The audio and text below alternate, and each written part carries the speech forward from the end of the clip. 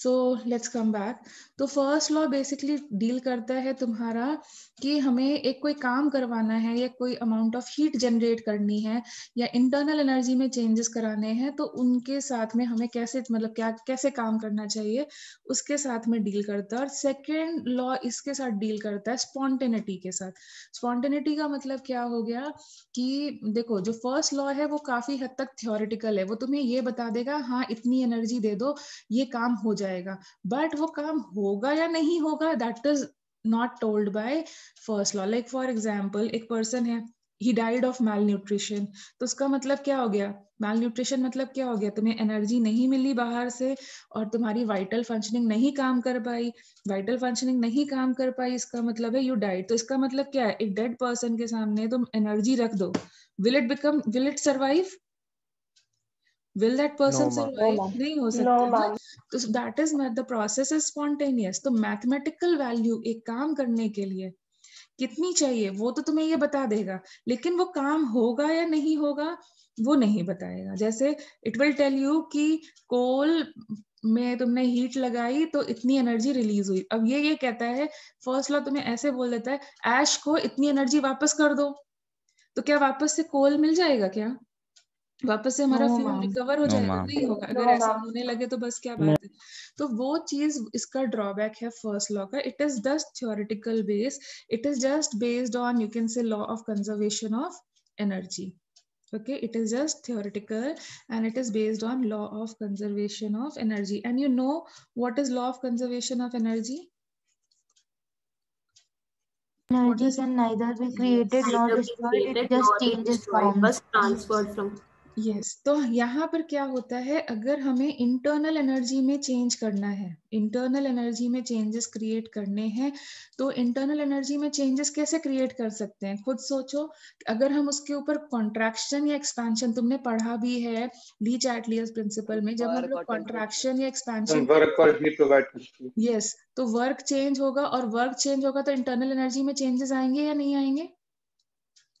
Body ज्यादा move करने लगेगी, कम मूव करने लगेगी, काइनेटिक एनर्जी पे फर्क पड़ेगा, कोलिजन पे फर्क पड़ेगा, तो इंटरनल एनर्जी पे फर्क पड़ेगा या नहीं, उसकी पोजीशन। सो वर्क की वजह से you can create changes in internal energy. Can you follow this thing? Work की वजह से एंड प्लस तुमने ये चीज तो 9th-10th में आराम से पढ़ी कि अगर हमने हीट सप्लाई करी तो वो स्मेल ऑफ हॉट फूड वाला एग्जाम्पल फिर से याद करो। सो यहाँ पर अगर हमने हीट सप्लाई करी या हीट लॉस करी तो फिर से हमारे पास कहाँ पे वो जाएगी, सप्लाई कर रहे हैं तो भी इंटरनली स्टोर हो रही है। हमने पढ़ा ही था स्टीम में ज्यादा इंटरनल एनर्जी है as compare to water at the same temperature, isn't it? Yes, ma'am. Yes, ma'am. That means हम जो भी हीट चेंजेस भी क्रिएट करेंगे वो किसके अंदर स्टोर हो रहे हैं जाकर के, वो कहाँ जा रहे हैं? यस द टेम्परेचर से change you are not seeing, so that means वो अंदर सेव कर रहा है एनर्जी को, क्योंकि energy can neither be created not destroyed. तो वो कहाँ सेव कर रहा है? इंटरनली सिस्टम की क्रिएट सेव कर रहा है, जिसको तुम लेटेंट हीट बोला करते थे। तो वो किस फॉर्म में जा रही है, किस फॉर्म में स्टोर हो रही है? Internal energy. Internal energy. ठीक है। सो ये देखो ये हमारा साइन नोटेशन है and mind it right now I am telling you, ये फिजिक्स में फॉर्मूला चेंज हो जाएगा। क्यों चेंज हो जाएगा? क्योंकि वहां पे वो वर्क डन उल्टा लेते हैं, because I have already told you कि जो तुम्हारा फिजिक्स है वो सिस्टम के बाहर है और हमारा मतलब हमारी सराउंडिंग उनका सिस्टम है और हमारा सिस्टम उनकी सराउंडिंग है, वो चीज बोली थी ना। Yes, ma'am. तो वो प्रॉब्लम फिजिक्स में फिर से आएगी, तो प्लीज दोनों फॉर्मूलाज को एक साथ मर्ज मत कर देना कि केमिस्ट्री का जो फॉर्मूला है वो फिजिक्स में लगा दिया, वहां पे डिफरेंट आएगा। Can you get the reason why it is coming like that? Yes, ma'am. Can you get the reason why it is coming like that? ठीक है, तुम्हें समझ में आया? क्योंकि हमारा सिस्टम और सराउंडिंग जस्ट ऑपोजिट है, they are not the same. Physics and chemistry में हमारे system and surrounding are not the same. Yes Avighna. Ma'am आपने सबसे पहले स्पॉन्टेनिटी का टर्म बोला था, मैम समझा दीजिए फिर से। स्पॉन्टेनिटी जब सेकंड लॉ आएगा तब करेंगे।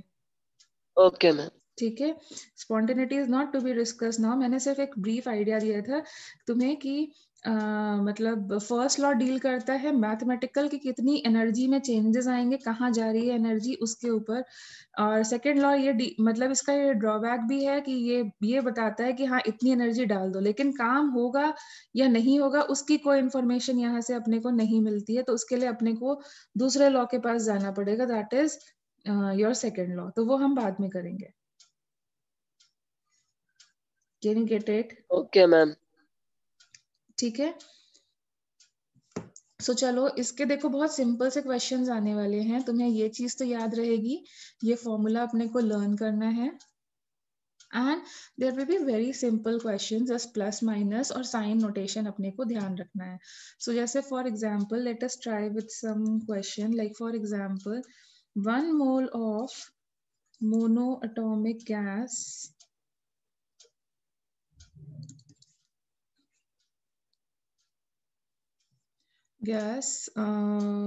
आइडियल गैस है basically,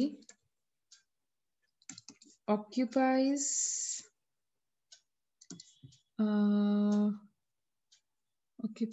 supposing 10 liters at 300 Kelvin.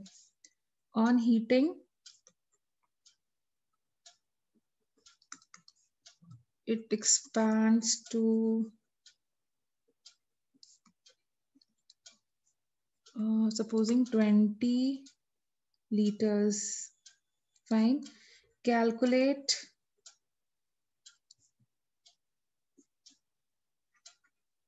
the change in internal energy.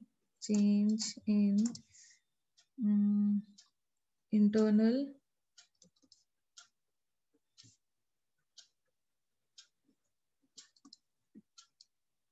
energy. ठीक है. And where delta, supposing heat supplied is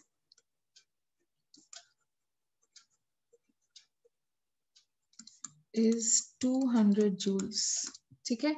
So how will you do this? And pressure is given to you, pressure on heating at atmospheric pressure. चलो इसको मैंने थोड़ा सा change कर दिया. अब बोलो कैसे करोगे?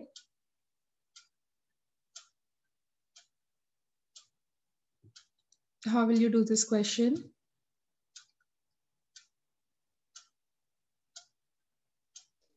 हम वर्क डन निकाल के इक्वेशन में Yes, you already know what is the formula to find the change in internal energy. किस पे डिपेंड करती है? Heat supplied and work. Now tell me, heat supply, मतलब heat will be positive, delta Q will be positive or negative? Positive. Will be positive. मतलब हमें बोलना है plus 200 joule is the this value. And what is the work done? Negative. Negative. Negative होगा, formula बोलो. P delta V minus delta V. Pressure कितना बोला है उन्होंने? देखो सब 180 m. 180 m. Okay, and what is the change in volume? 10 liters. 10 liters. 10 liters. And there is expansion, that is like it will be negative. So what is the work done value? What is the work done value? minus 10 into 101.3. Yes. Yes. अब देखो इन दोनों को add करना है. Can we add them like without doing any change? ये No ma'am. एक joule में एक लीटर एटमॉस्फेयर. Yes. So इसीलिए तुम्हें कन्वर्जन याद कराया था. अब कैन यू अंडरस्टैंड क्यों याद कराया था? Yes ma'am. क्योंकि एडिशन, सब्ट्रैक्शन, मल्टीप्लिकेशन या कोई भी मैथमेटिकल ऑपरेशन करना है और एक वैल्यू जूल में दी है और 1 लीटर एटमॉस्फेयर में आ रही है तो हमें कन्वर्ट करना पड़ेगा. सो अप्रोक्सीमेटली इसको कन्वर्ट करें तो ये कितना हो जाएगा? आई टोल्ड यू रफली 100 से मल्टीप्लाई कर लेना. Approximately -1000. Yes, so you will say -1000 joules हो जाएगा. So what is the total change in internal energy now? This minus 800 joules.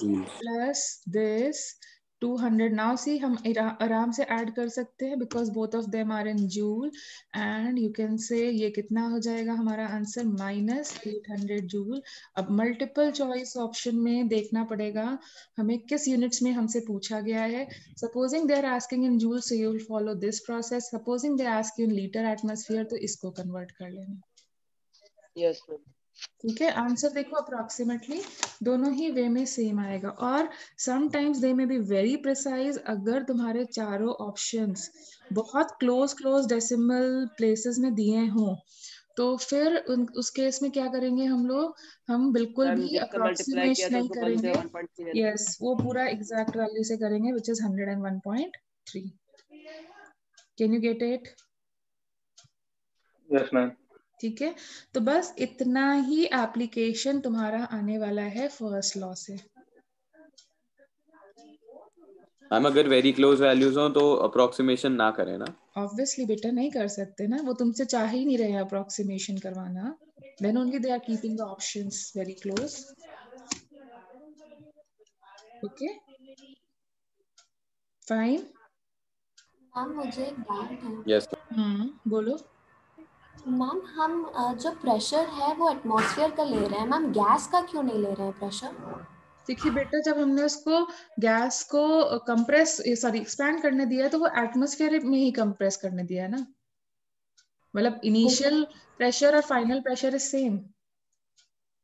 वो फॉर्मूले में माइनस पी एक्सटर्नल होता है, इसलिए हम लोग एटमॉस्फेयर का चल रहे हैं। यस मैम, और इसको तभी लगा सकते हैं जब पी कांस्टेंट हाँ, हो। वो अभी हम आगे कर रहे हैं, अभी हमने सिर्फ इतना ही फॉर्मूला किया करना है। Did you get it? Did you get it? जो यस तुम्हारा ma'am, it's yes ma'am. okay now let us move to the other thing. so see, अब हम देखो, अब हम जो भी हमने अभी रफली पढ़ा था, थोड़ा थोड़ा पढ़ा था, अब उसको हम थोड़ा और एक्सटेंसिवली मतलब we are trying to study. so see, there are two types of मतलब heat. when we talk about heat, तो जब हम किसी भी सब्सटेंस को हीट या कूल करते हैं तो हमारे पास दो तरीके के चेंजेस अकर करते हैं। जैसे कि फॉर एग्जांपल, तुम please keep yourself on mute, you're getting a disturbance. Okay, fine. So देखो, for example I take supposing ice, I start with ice at 0 degree Celsius और इसको हम हीट करना स्टार्ट करते हैं। So tell me क्या क्या स्टेप्स होंगे? ये तो तुमने पहले से किया हुआ है and you can just guide me out in this. What will be the steps involved? Ma'am 4 degree ma'am centigrade water. तक सारे हाइड्रोजन बॉन्ड्स Initially टूट it will, जाएंगे। अरे वो छोड़ दो बेटा, सिंपल बताओ पहले क्या होगा। Water water at 0। And then what will happen? Water at vapour at Yes, water at 100 degrees Celsius. And then what will happen? Vapour vapour at at 100 degree Celsius. 100 degree Celsius. And अगर हम continue करते रहे heat को, so it will like become water vapour at 120 degree Celsius. तो देखो ऐसा हो रहा है, ये तुमने किया भी होगा, एक मतलब बुक में एग्जाम्पल भी बना हुआ है, पहले की जो बुक्स थी 9th-10th में, उसमें इस टाइप का एक एग्जाम्पल भी दिया होगा टेम्परेचर। देखो बेसिकली क्या होता है, जब हम लोग इस स्टेप में जा रहे हैं, लाइक मैं इनको नेम कर देती हूँ, जैसे for example this is process 1, process 2, process 3 and process 4। सो जब हम लोग हीट सप्लाई करते हैं तो two type of things occur. What is it like? Process 1 की बात करें या फिर प्रोसेस 3 की बात करें, तो in such cases what is happening, the state of the system is changing. See, there are two types of things happening when we supply heat. The state of the system changes, but temperature remains constant. देखो इन दोनों process में state of the system is changing, but you can say हम 1 and 2 में होगा ना शायद। फिर से चेक कर लो।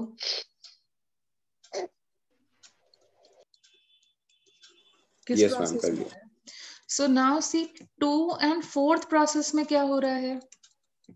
मैम 1 and 3 में स्टेट तो चेंज हो रहे हैं और टेम्परेचर भी तो चेंज हो रहा है मैम, 0 से 100 चेंज हो रहा है। कौन से प्रोसेस में चेंज हुआ?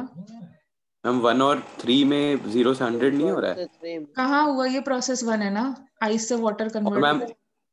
मैम वो वाला 3 आपने 3 लिख रखा है, 2 नहीं लिख रखा है। ये 3 है ना, this is 3। Yes ma'am. So where is the तो टेम्परेचर? इधर 100 डिग्री हो रहा है। तो 100 से 100 ही तो हो रहा है। अच्छा, okay, yes ma'am. Then coming to process 2 and 4, so you can see what is happening now. State of the system is constant. and temperature is changing. State of the system is constant and then we can say temperature is changing. Can you see the difference? तो देखो हमें मतलब basically अब यहाँ से हमें ये indication मिला कि हमें दो तरीके की हीट्स होती हैं जब हम किसी भी चीज को हीट सप्लाई करते हैं या फिर उसको कूल करते हैं. तो don't we get two types of heat? Don't we get two types of heat?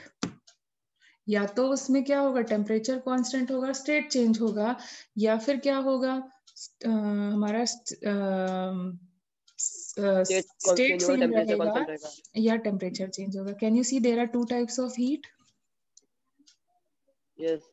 ठीक है. सो हमें मतलब ये दो अलग अलग तरीके के काम हो रहे हैं तो इसका हमें अलग अलग नाम भी देने पड़ेंगे.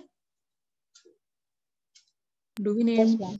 So जब हमारा स्टेट चेंज होता है एंड टेम्परेचर रिमेन्स कांस्टेंट तो यहाँ पे जो लगने वाली हीट होती है उसको हम लोग बोलते हैं लेटेंट हीट. जो तुम लोग पहले मुझे बता रहे थे कि which is more hotter, steam or water, you told me steam is more dangerous because it has more latent heat. You were told about this? Yes, ma'am. Yes, ma'am. But यहाँ पर कौन सी हीट होती है जो मैंने तुम्हें अभी intensive properties में लर्न कराई थी, that is called as specific heat. So the here which type of heat is involved here in this process, in these two process, specific heat is involved. And see, you have already done an example that who is a better conductor, water or ice? Water. Yes. Water. Yes, and you have already done this part because that is the reason the cold air outside is not able to cross the ice. Ice acts as a barrier, and that is the reason glaciers are formed, or you can say it is good for the aquatic life to survive.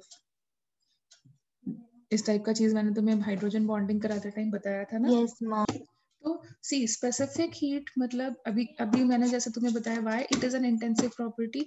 Now you can very well understand. जैसे कुछ लोगों को confusion हो रहा था कि क्यों specific लगाते ही and extensive property is converting to intensive. Now you can very well understand they are not depending on mass. It basically it is giving you the feeling कि वो insulator होगा या conductor होगा, उसकी फीलिंग दे रहा है. तो वो प्रॉपर जैसे रिफ्रैक्टिव इंडेक्स है तो वो डिपेंड किस पे करेगा, मटेरियल पे या उसके मास पे? मटेरियल पे. जैसे specific heat of ice will be different, for water it will be different. So various forms में भी देखो स्पेसिफिक हीट चेंज हो जाती है and that is the reason specific heat becomes which property. Specific लगाते ही हम एक पर्टिकुलर सब्सटेंस के state intensive.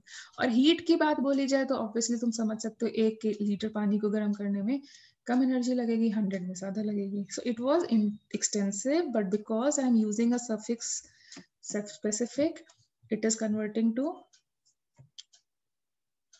it is getting converted to intensive. ना फाइन. सो देखो हमें दो तरीके. हाँ मैम लेटेंट हीट जो होगी वो भी इंटेंसिव होगी या वो एक्सटेंसिव होगी? इंटेंसिव होगी, वो भी मटेरियल पे डिपेंड करती है. ठीक है. So again let us move to the other things. So देखो अभी ये तो क्लियर हुआ ना कि दो तरीके की हीट होंगी. ये तो क्लियर हुआ ना. yes, दो तरीके की हीट होंगी. हमारा स्टेट चेंज होगा या फिर स्टेट कांस्टेंट रहेगा, टेम्परेचर चेंज होगा. ठीक है.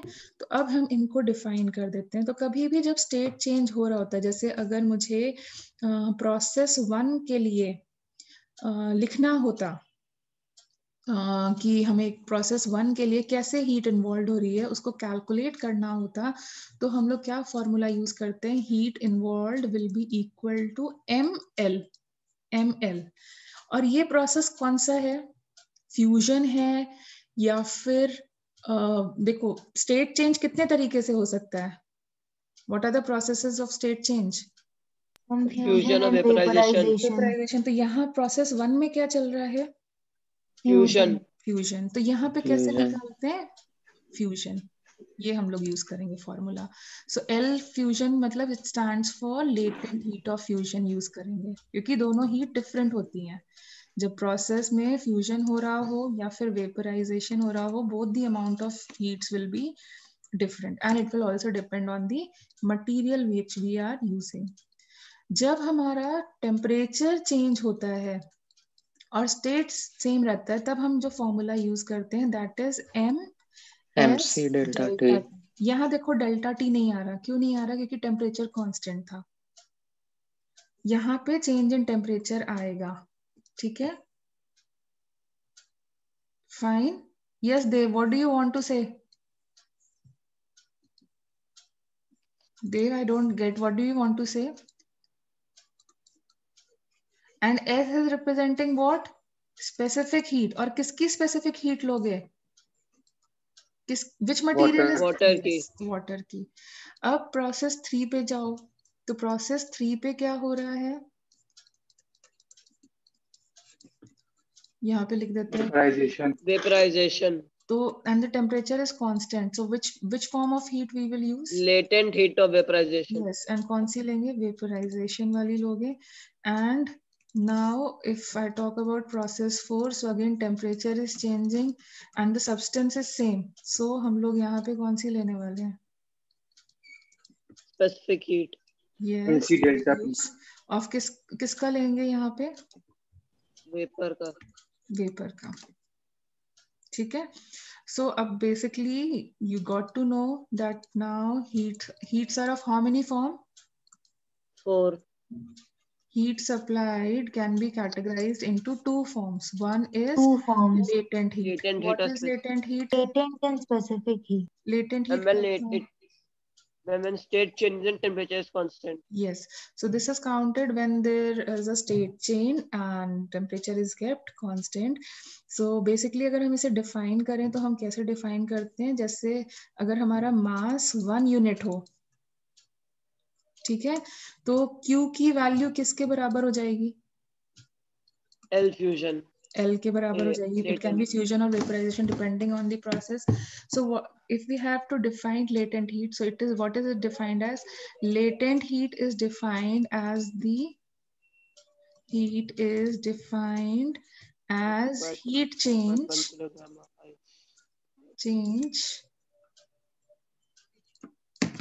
to convert unit mass of substance,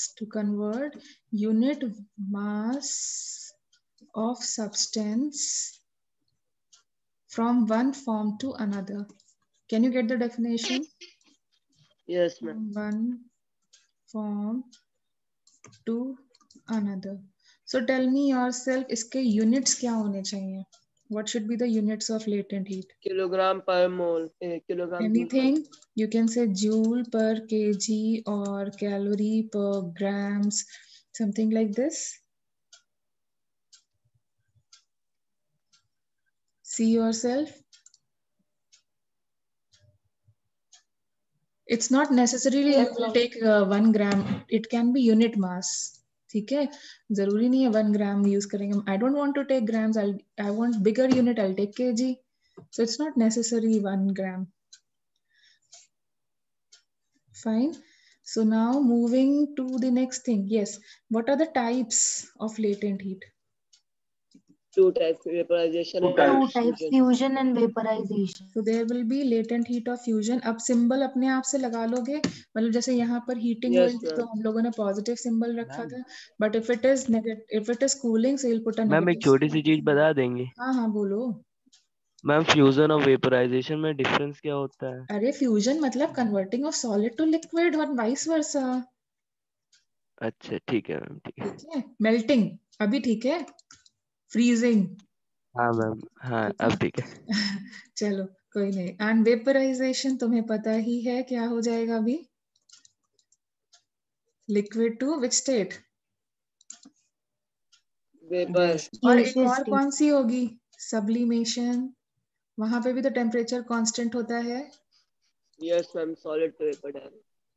ठीक है, directly to vapour. So in some specific substances वहां पे जैसे आयोडीन वगैरह के लिए वो सब्लिमेशन भी दे सकते हैं।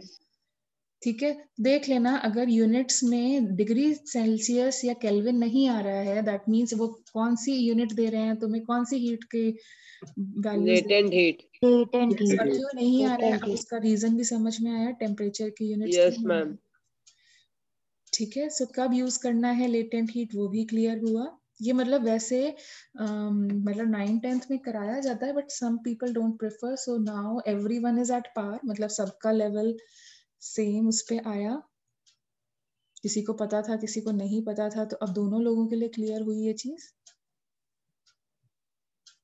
All type of, yes ma'am. ठीक है, जो किसी के स्कूल में हुआ, किसी में नहीं हुआ, but we are taking everything as uniform, so we trying to create uniformity here as well. So ये एक तरीके की हीट सप्लाइड हुई।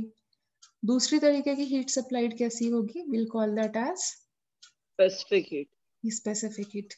तो अब जब हम स्पेसिफिक हीट यूज करते थे तो हम फॉर्मूला क्या लगाते थे? We were using MS delta T। तो अब अगर मुझे डिफाइन करना हो तो कैसे डिफाइन करेंगे? M को रखें 1 यूनिट और डेल्टा T को भी कितना रखें? 1 डिग्री सेल्सियस और 1 केल्विन, 1 यूनिट का टेम्परेचर चेंज। ठीक है, तो again temperature change is also 1 unit. Fine. So in such a case जो हमारी हीट इन्वॉल्व होगी वो किसके बराबर होगी? स्पेसिफिक हीट के बराबर होगी। Yes ma'am. So what is the definition of specific heat? Specific heat